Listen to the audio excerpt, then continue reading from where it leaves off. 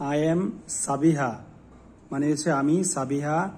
I M a student, আমি কি একজন শিক্ষার্থী। তারপর দেখো আই এম ইন ক্লাস 3, আমি 3য় শ্রেণীতে পড়ি। দেয়ার আর কি 4 মেম্বার্স ইন মাই ফ্যামিলি, তাহলে দেয়ার আর অর্থাৎ কি আমার পরিবারের 4 জন সদস্য। বলো আমার পরিবারের কতজন সদস্য?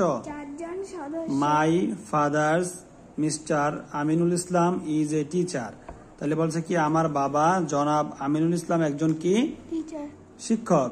মাই mother Mrs Afroza Begum is a banker, তাহলে কি বলছে আমার মা আফরোজা বেগম একজন কি ব্যাংক কর্মকর্তা।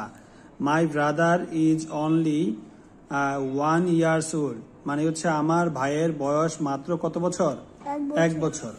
তারপরে এখানে কি বলছে দেখো 2 নাম্বার, রিড দ্য সেন্টেন্স, অর্থাৎ কি বাক্যগুলো পড়ো এন্ড রাইট অর্থ লেখো।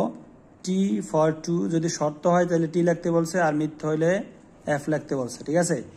The girl's name is Samia, এখানে বলছে সাবিহা, তাহলে এখানে দিচ্ছে সামিয়া, তাহলে এটা কি হবে ফলস হবে, এখানে লিখবে এফ লেখা দিবা, কি লিখে দিবা?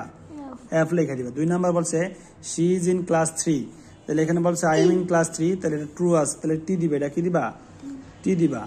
তারপরটা বলছে she is a student, she is a student, এটা টু, সে একজন ছাত্র না, এই যে আই এম এ স্টুডেন্ট, তাহলে এটাও কি হবে? টি হবে। তারপর বলছে যে there are 4 members in her family, তার পরিবারের 4 জন সদস্য। এখানে বলছে her family, there are 4 members in my family, তাহলে এটাও কি হবে? টু হবে, ঠিক আছে। তারপর দেখো কি বলছে, বলছে her brother is 3 years old, তার ভাইয়ের বয়স 3 বছর।